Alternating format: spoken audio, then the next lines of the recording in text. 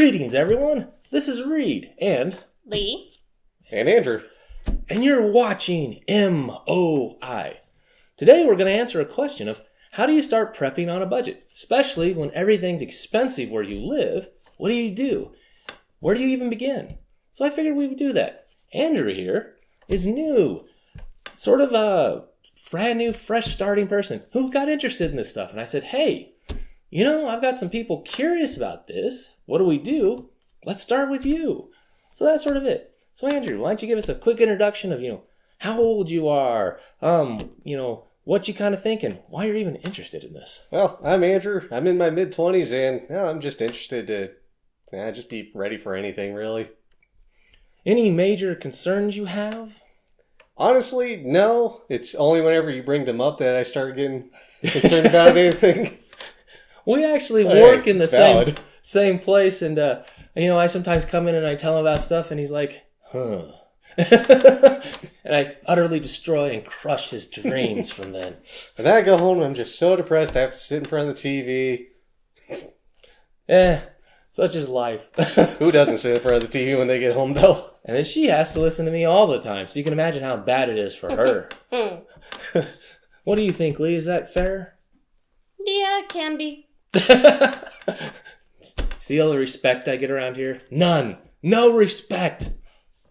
Anyways, if you're looking at the very beginnings of what you do, what you start, I don't really recommend, suddenly going to the military surplus store, loading up on gas masks and other stuff like that, then going to, their favorite gun shop and, trying to become commando like Arnold Schwarzenegger did in the movie.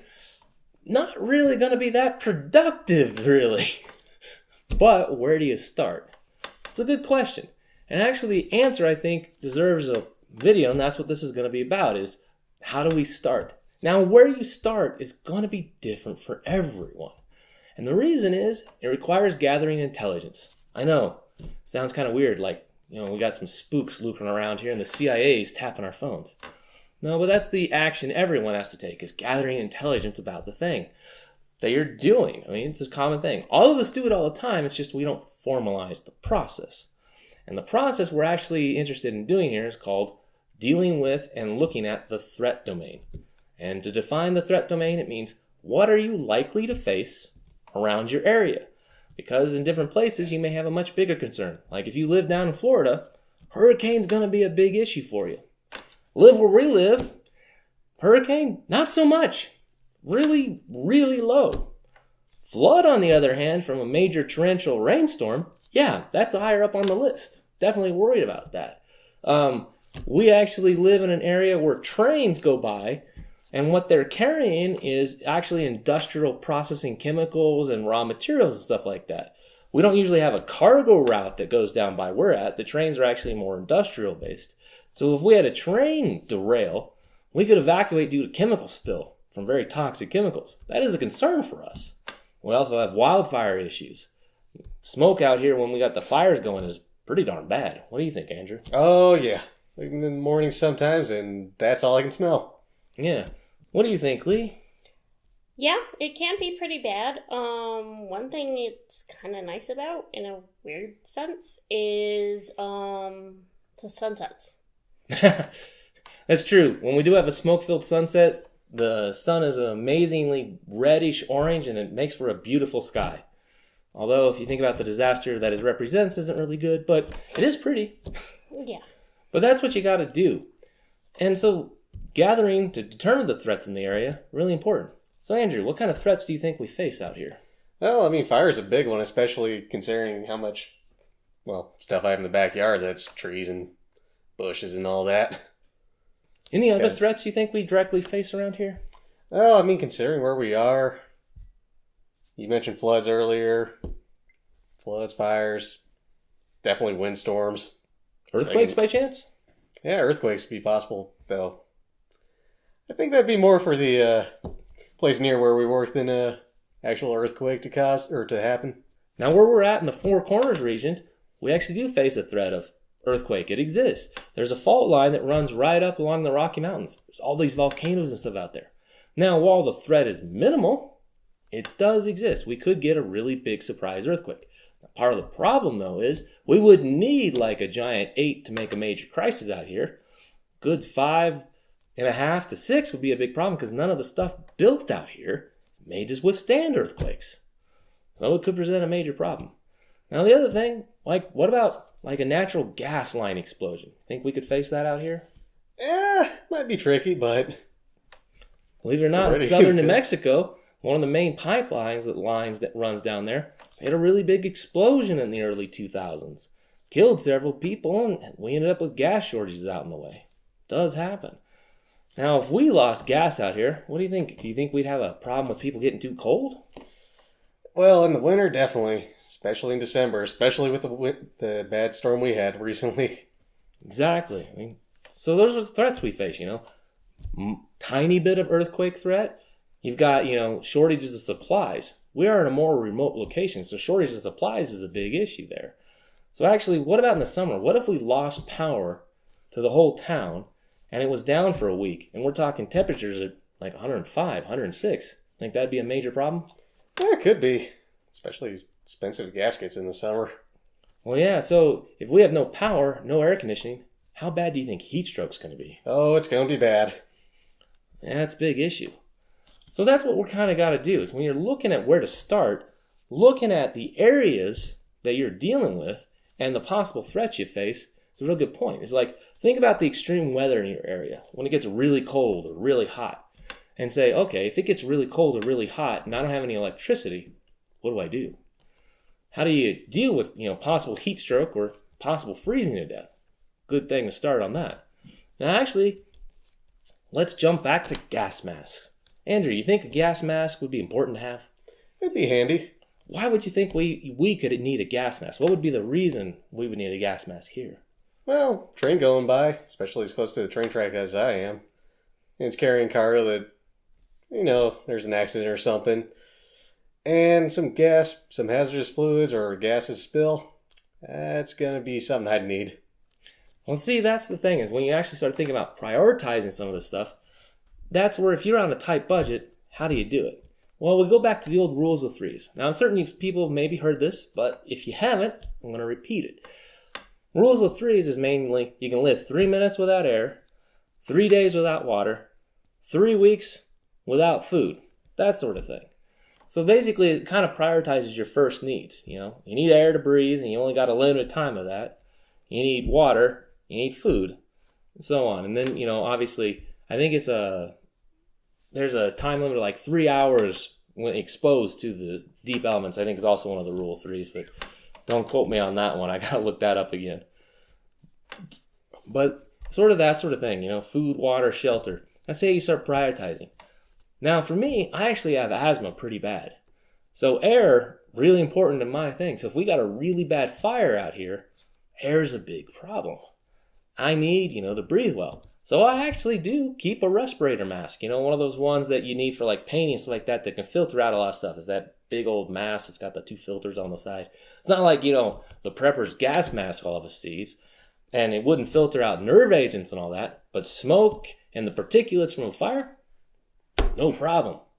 Works great on that. So for me, I have one of those and I keep it ready. Works great. I also like if I have to go down underneath the house and repair anything because all the dust I kick up, yeah, I'm going to get it out. What did you think, Andrew? You think one of those is prudent? Yeah, I would say so. But also just to have around doing housework. Exactly. Because the last thing you need is some of those things making it hard for you to breathe. And a fire is a big problem. So when you're looking at how to budget and prioritize, here's what I recommend everyone start with. Start analyzing your specific needs. If you have a disease like asthma, where breathing is very important, put that as, this is really important to me. Look at what's going to exacerbate and make your situation a lot more complicated. Like also, I keep, steroids. I actually have a supply I've gotten a prescription from a doctor for to help open me up if I have major exacerbations of asthma. I actually went through the process of getting what's called a nebulizer. It's a device that there's a little air compressor, it's like that, and it goes up in a little tube and has a little thing, and when it runs, it vaporizes medication that you can breathe in, or water and stuff like that, and it can also really help open you up. Just breathing in distilled water itself can also really help get some of the junk out of you. It's a really good piece of equipment. I have taken the steps on that because air, for me, a lot more troublesome and it's much more vital. And because we are in the location of, industrial train tracks and like that, I actually went and got a gas mask. I know, sounds crazy, but for me it actually made sense because my issues are so bad and the threat is actually pretty high. What those trains carry, you can actually go find out and dig into and talk to your local officials. You can find out stuff like that. Well, some of those chemicals they're hauling in those in those cars, well, they're really bad. And also, if you live in an area near an oil pipeline and they're shipping a lot of that oil, crude oil, by train, believe it or not, there's a lot of volatile chemicals in the crude oil that will vaporize into the air. And they actually can be really nasty to people. You give people a lot of breathing problems. And it's something to think about. So if you realize that you're in an area where you're subject to fires or you have a disease that makes air very important, well, maybe you should go get a gas mask. Or, like those paint respirator systems. It's a really prudent thing for you because your need of air is going to be really high on your list. And so you could prioritize that. And once you make that first step, you say, okay, I've got this immediate need, air. We've got that taken care of. Well, let's see what's next, We're dealing with water. Everyone needs water. All of us like to drink water, right, Andrew? Yep. Exactly. So next thing you got to worry about is actually water. Now, if you live in a very dry area, which we happen to live in a very, very dry area, water is a big concern. There was actually a town nearby us where their well to feeding the whole town collapsed. And no one had any water from the village at all. It was all shut down, all gone. They were trucking in big semis of water to help provide some water to the whole city for a while they tried to rebuild a well in emergency conditions. And for us, we don't get much rain here. I mean, how much rain do we think we get? Yeah, if we're lucky, it's monsoon season. We get maybe 1.5 feet. Total. Yeah. You mean a foot or an inch? If it's monsoon season, over the entire monsoon season, maybe we can get 1 foot. But I think our average is maybe 3 inches a year. I don't know. Yeah, it's actually, we get around 6 to 8 inches of rain the whole year. Now, what's interesting is over the last year or so, weather patterns have been changing. We've gotten a lot more water. It's like this winter, it's been a lot more wet than we used to. Got a whole lot of snow.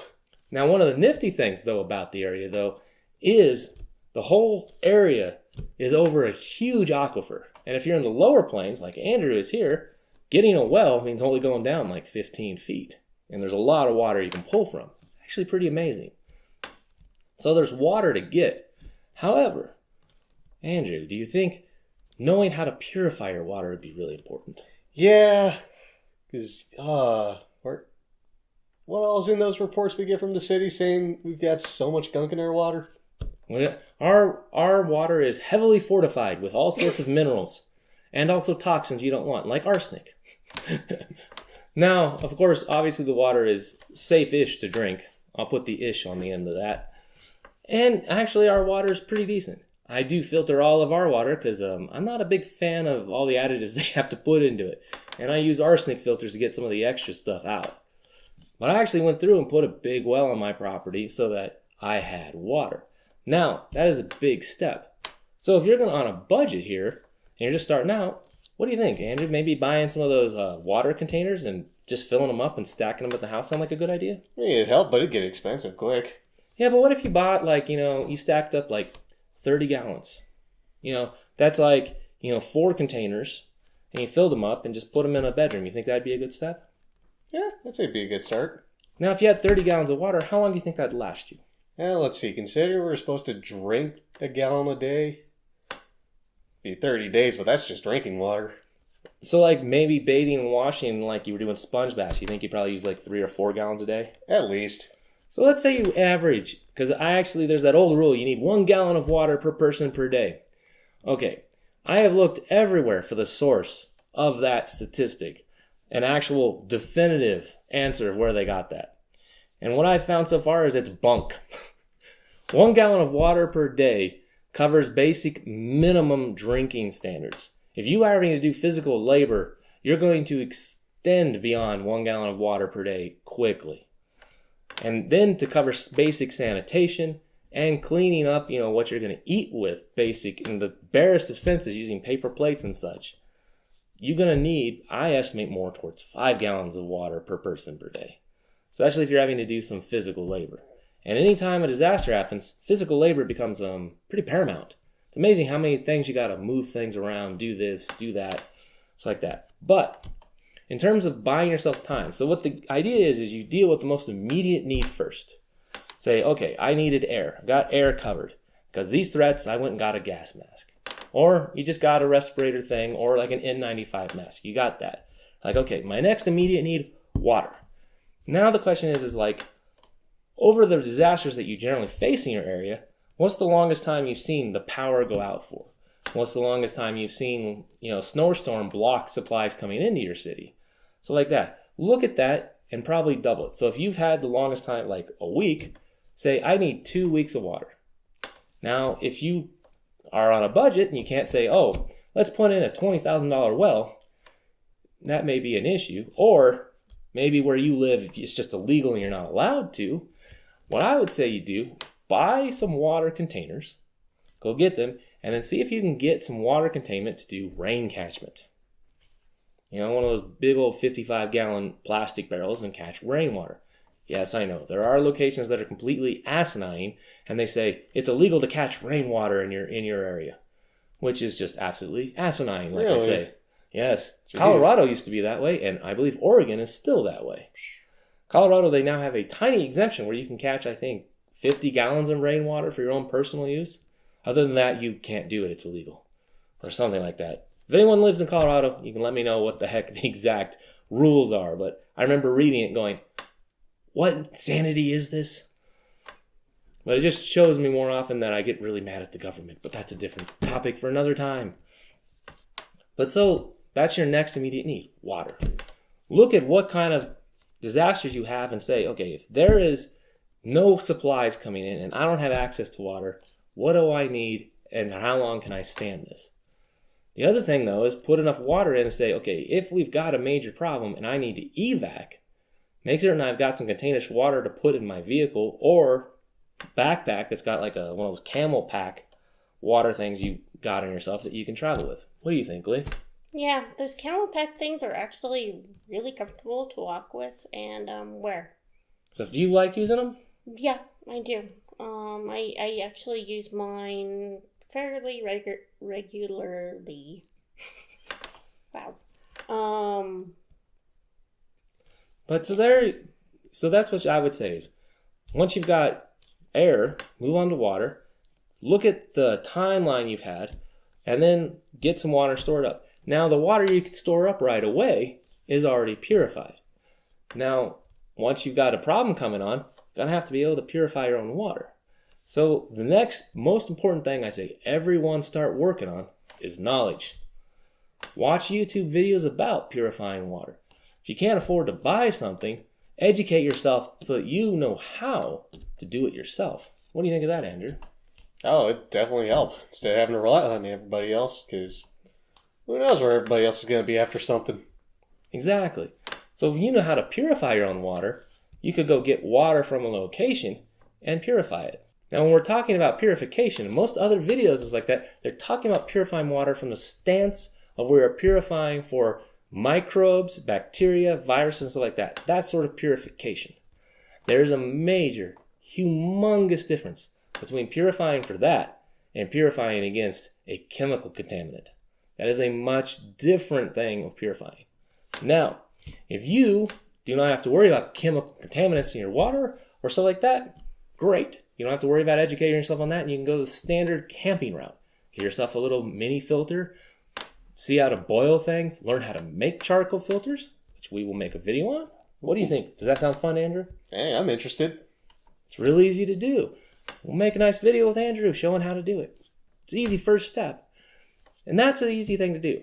Now, if you're dealing with chemical contaminants, and actually in our area, we have chemical contaminants in our water. Well, not in our water we use, and not in our water in my well and stuff like that. However, in the area they exist. Just north of us, there's an EPA Superfund site.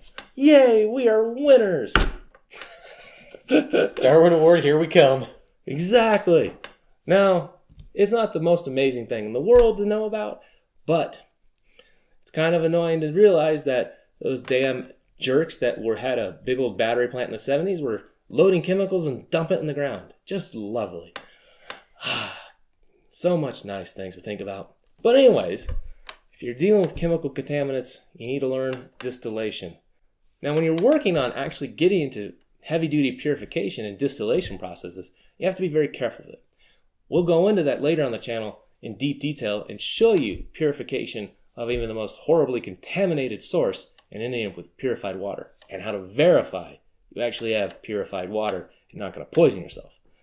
That requires a high level of skill and not to be done for the faint of heart. But we will cover that.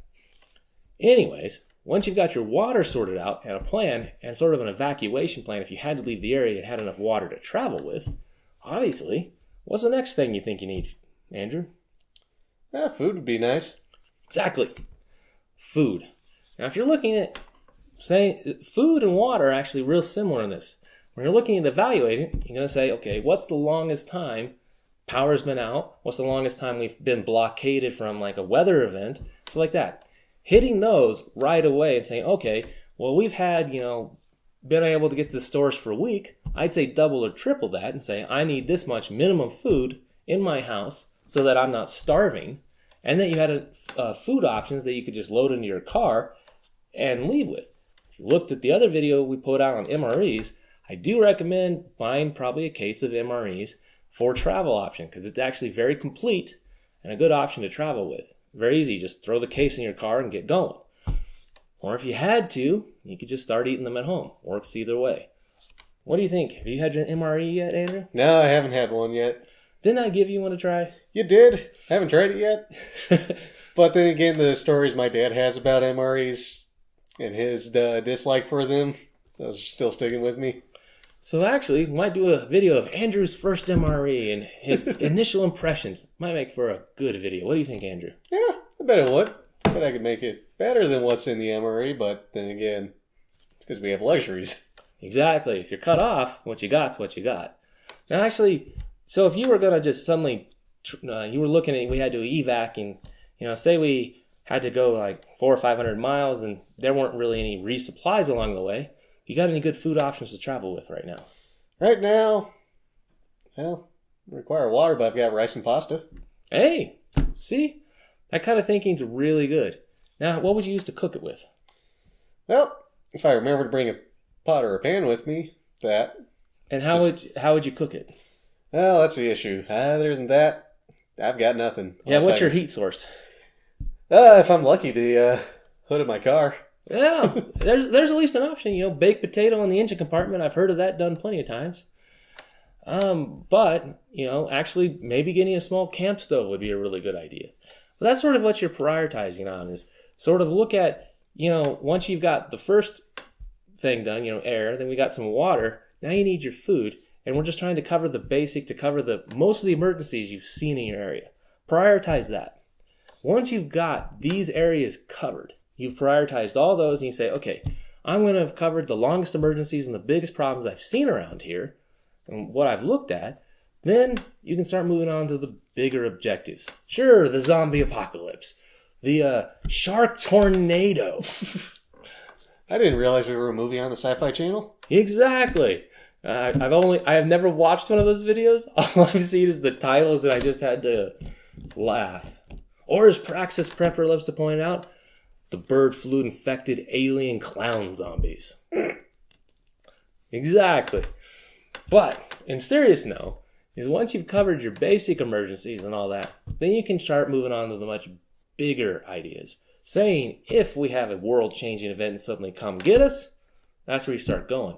But the idea is to move it in progressions. Say, okay, like a much bigger emergency comes in, let's say there was a giant civil unrest that happened and your area was blockaded and cut off and you had like almost the basics of a civil war going on.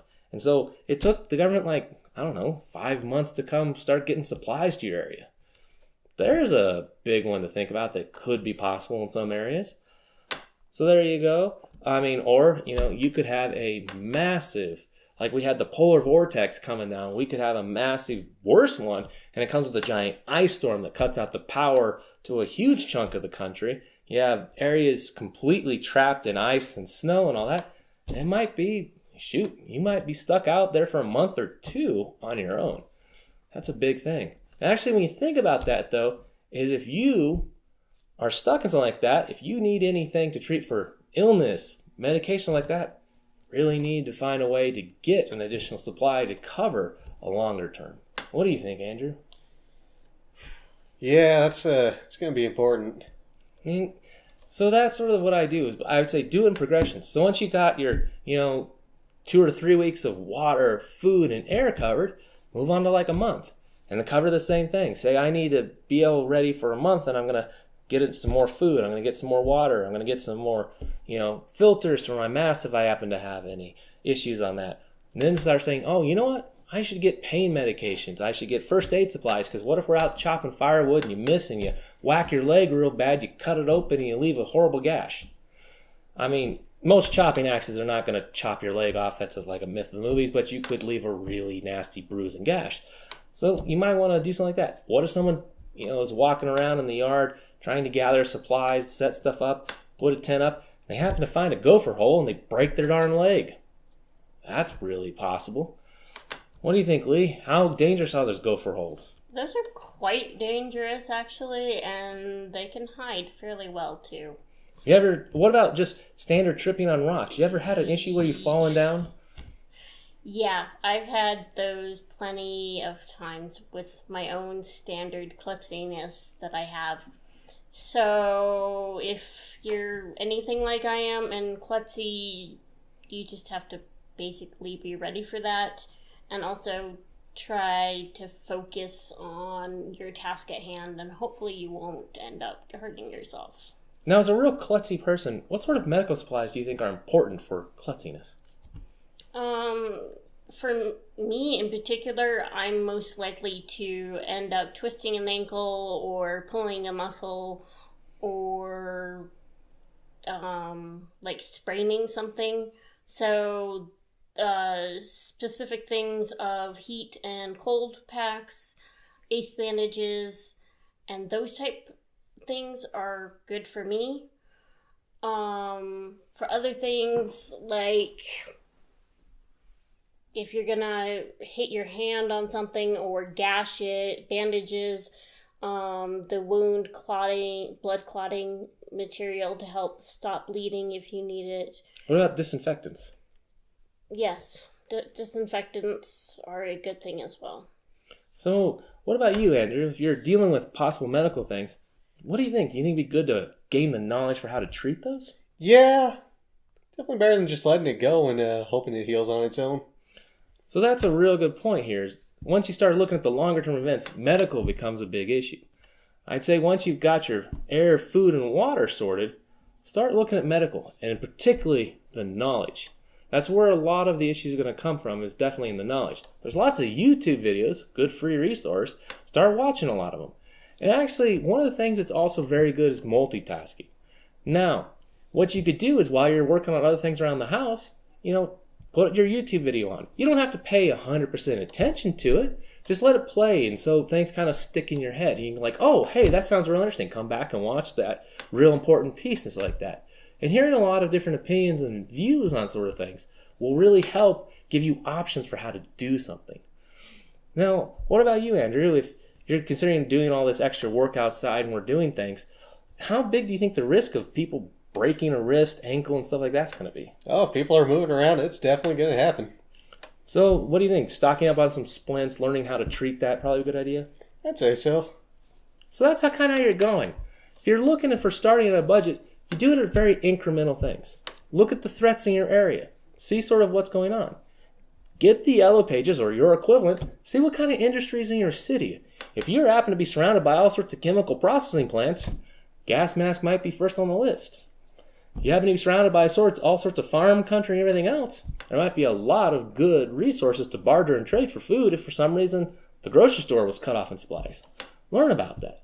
Now then, actually, next thing, community. If something happens, Andrew, wouldn't it be good to have a partner or something that you can turn to say, hey, I need some help on stuff? Yeah, it's kind of like how we started society back in the caveman days. Exactly. Everybody gets together and, we get better at things. So as you start moving on this objective, start finding friends, people and stuff like that. They don't have to be, the super ultra tactical prepper that's ready for everything in the world. No, you're looking for average normal people. Go join people that like to go camping. I mean, people that are into camping are going to have a lot of supplies that cross over into being able to survive little emergencies and events. I mean, if a major earthquake happens and your house has got a major crack down the middle, having a tent and some supplies, camping out in the backyard, might work just fine. So if you're brand new, join some clubs that go camping. That's a really good idea, I think. What do you guys think? I'm interested. I'd try to find some. Exactly. And also, getting together with people is going to help. Because you may be lacking in a specific area of knowledge, and someone else is going to cover that. Or you don't have a supply that they do, and you guys can work together for mutual benefit. Also, if you had to evacuate, everyone can get together and evacuate together in sort of a caravan. The nice thing about that is if for some reason someone is low on gas, maybe someone's got gas cans. Or if you move it out and something like that and someone gets a major flat, you could pull what you need out of the other car, repartition the other cars for supplies, put them in and keep going. Very important options. Because if you're doing it all on your own, well, you're all on your own and that's very hard.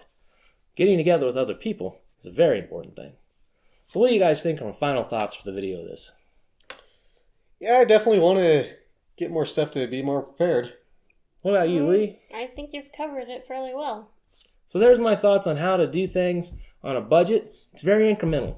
But be aware of the threats you face. Gather the intelligence, put it together, and then incrementally spread out. Now let's cover things in much more specific detail as we break this out into a little series. But for now, I think this is a good point to end. Take care, everyone. This is Reed. And Lee. And Andrew. Out for now. Have a great day, everyone.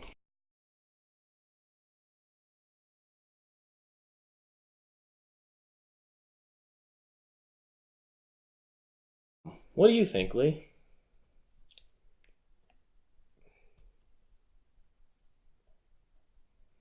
What do I think? I don't know. What do you think? Well, believe it or not, actually where we're at, there is a very large fault line. It's mostly inactive, and that's why where we're at in the Four Corners region, right up there in the Rocky Mountains and all that whole way. Let me retry that.